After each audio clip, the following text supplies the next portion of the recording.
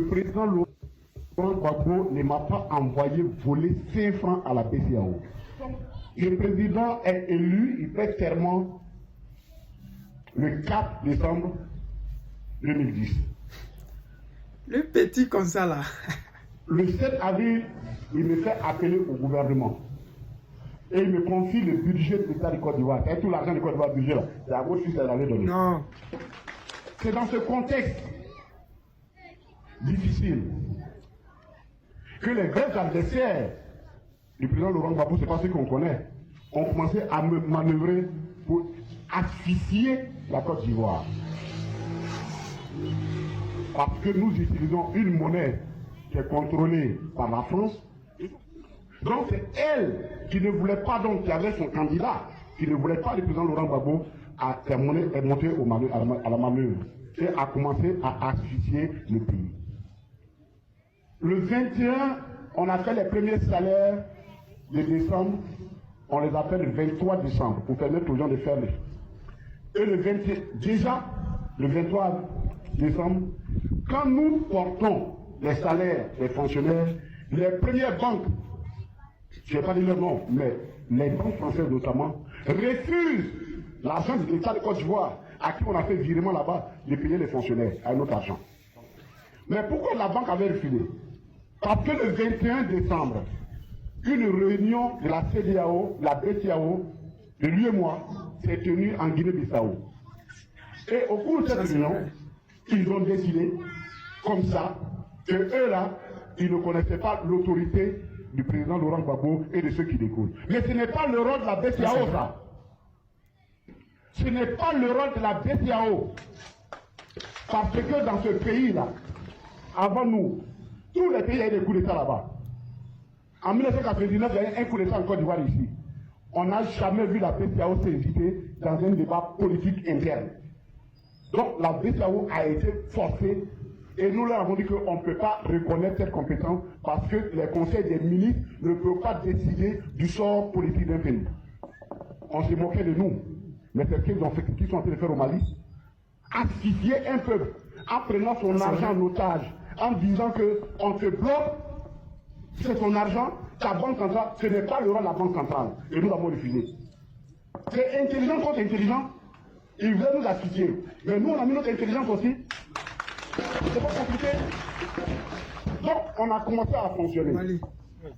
Quand ils se sont rendus compte que malgré tout, on arrivait, ils ont commencé une réunion au Mali, comment on appelle, au Mali. Mais c'est au Mali qu'on a enlevé Gakouri Tabé. C'est ce Toumani Touré. Mais c'est ce que Toumani Touré a fait, accepté de faire dans son pays. C'est exactement ce qu'aujourd'hui la BCEAO fait dans son pays. Utiliser l'argent des Maliens contre les Maliens. Donc quand ils ont vu, ils ont chassé le gouverneur, ils l'ont obligé à démissionner et ils ont nommé un Burkinabé intérimaire, un gouverneur burkinabé intérimaire, Compaoré. Et c'est là que les Maliens ont commencé. Donc, c'est à ce niveau-là que l'intelligence se joue. Ils ont suspendu le système de compensation Internet, le système de compensation, télécompensation. Ils ont suspendu ça depuis, comment on appelle, Dakar. Et donc nous avons réagi. Nous avons institué le système de compensation manuel. Nous avons contourné la difficulté. Et le 14 février, je suis passé à la télévision pour expliquer aux Ivoiriens qu'on allait payer leur salaire. Et on a payé leur salaire. On a payé leur salaire. Y compris ceux qui étaient au Golfe. Ils ont eu leur salaire. Y compris le juge qui a condamné Laurent Gbagbo à 20 ans de prison, y compris moi. Parce que si tu dis qu'on a volé l'argent qu'on a pris pour te payer, dans le juge, tu dois avoir honte de toi-même. Et c'est comme ça que nous avons clôturé. C'est dans la même logique que, sachant qu'on maîtrisait maintenant le système, mon téléphone sonne. C'est une ministre, la ministre française de l'économie de l'époque, qui se trompe, pensant appeler un ministre qui était au Golfe. Et c'est elle qui m'annonce 2 jours avant que les banques vont fermer. Il dit, ah, merci beaucoup. Je l'ai bien écouté. Quand elle a fini de parler, je dis, bon, madame, je vous remercie beaucoup, mais vous êtes trompé de numéro de téléphone. Voilà, ça. Effectivement, les banques ont fermé. Avant que les banques ne ferment, ils ont pris une décision pour dire, la BCAO là, ils vont tout suspendre, ainsi de suite, donc les banques ont fermé. Mais enfin, le président à cette époque, qui avait la légalité, la légitimité d'appeler le président Laurent Gbagbo.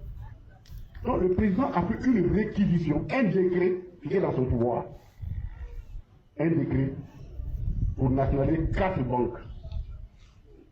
La Générale, la BCC, la CIB et la BAO qui est venue. Parce que les 4 banques qui avaient été nationalisées.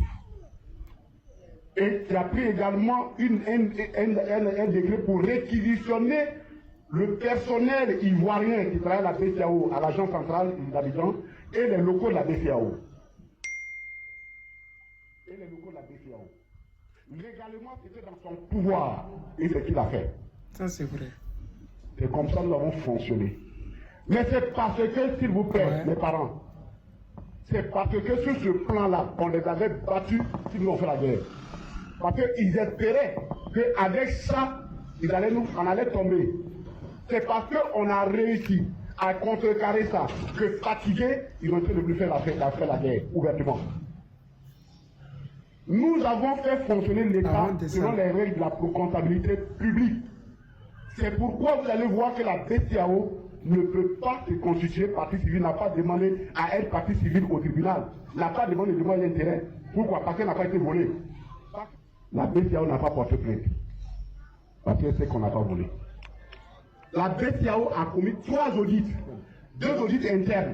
Un par la BCAO, un par les trésors français, un par un cabinet extérieur. Ils sont arrivés à la Colombie, il n'y a rien à dire. En 2012, le Conseil des ministres qui est chargé d'agréer les comptes de la BCAO, on fait l'audit et on dit qu'on n'a pas volé à la BCAO. Si moi je n'ai pas volé, le président Laurent Gbagbo n'a pas été volé. Parce qu'on a été jugé, moi j'étais l'auteur principal, et le président Laurent Gbagbo, le premier ministre Akingo et Désiré Dallo ont été condamnés comme des complices. Les ministres Koné Kadina que vous voyez là, lui là, il a tous ses droits. Comprenez que l'affaire du président Laurent Gbagbo, elle est purement politique. La peur de Draman Ouattara, d'affronter Alassane Draman Ouattara, fait qu'il ne dort plus. Ils ne savaient pas comment ils vont faire pour que le président Laurent Gbagbo, après avoir vaincu les Occidentaux, allait revenir en Côte d'Ivoire.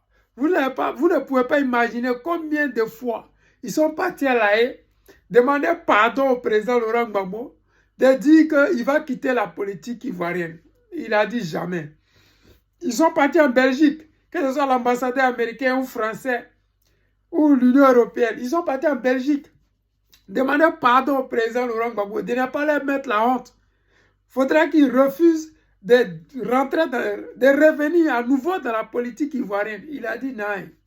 Pourquoi vous voulez m'enlever dans la politique alors que ce n'est pas vous qui m'avez envoyé dans la politique? Vous pouvez dire que vous avez envoyé le Sénégalais parce que lui ne s'intéressait pas à la politique, vous l'avez envoyé. Vous pouvez dire Draman Ouattara, lui il était burkinabé, vous l'avez envoyé. Mais le guide président Laurent Gbagbo, depuis 18 ans, il a milité pour le multipartisme. Il a milité pour le bien-être des Ivoiriens. Et quand il est arrivé au pouvoir, il a essayé de mettre sur pied tout ce qu'il avait dit quand il était dans l'opposition. Une carte CMU, c'est que Draman appelle CMU aujourd'hui, et puis c'est pas comment ça marche là. La décentralisation permet à chaque région de la Côte d'Ivoire d'avoir des